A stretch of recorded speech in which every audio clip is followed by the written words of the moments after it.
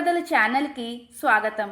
ఈరోజు మనం రాముడు దశరథుని మందిరమున ప్రవేశించుట, కైక 2 వరముల గురించి రాముడికి తెలుపుట అనే విషయం గురించి తెలుసుకుందాం. శ్రీరాముడు అంతఃపురమున ప్రవేశించి దశరథుని వద్దకు వెళ్ళి నమస్కరించెను. దశరథుడు శుష్కించిన ముఖముతో దీనుడై ఉండెను. ఆయన మాట్లాడలేని స్థితిలో కన్నీళ్లతో శక్తి కోల్పోయి మనసు కలత చెందినవాడిలా ఉన్నాడు.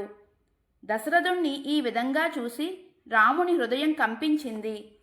తండ్రితో మాట్లాడాలని ప్రయత్నించిన దశరథుడు మాట్లాడరాని స్థితిలో ఉన్నాడు.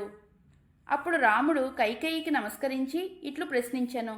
అమ్మా, నాన్నగారు ఇంత దుఃఖంలో ఉన్నారు, కారణం ఏమిటి? నేను ఏమైనా బాధ కలిగించే పని చేశానా? లేక రాజ్యంలో ఏదైనా అపశృతి జరిగిందా?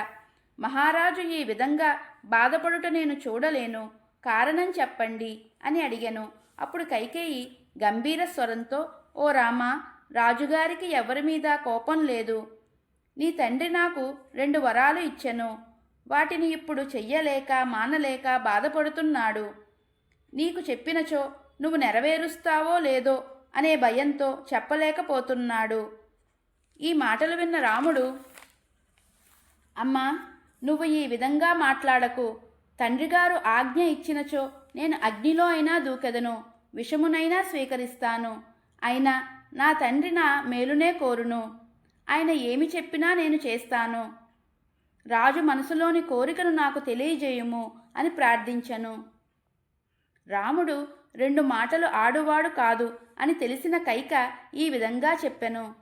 మీ తండ్రిగారు నాకు ఇచ్చిన 2 వరాలను నేను కోరాను. వాటిని నువ్వు తీర్చి మీ తండ్రిగారిని సత్యసంధుడుగా నిలబెట్టుము. మొదటిది, భరతుణ్ణి యువరాజుగా పట్టాభిషేకం చెయ్యాలి. రెండవది, నువ్వు 14 సంవత్సరాలు వనవాసానికి వెళ్ళాలి. ఇది విన్న రాముని మనసులో శోకం కలగలేదు, ముఖంలో బాధ కనిపించలేదు. ధైర్యంగా నిలిచినాడు.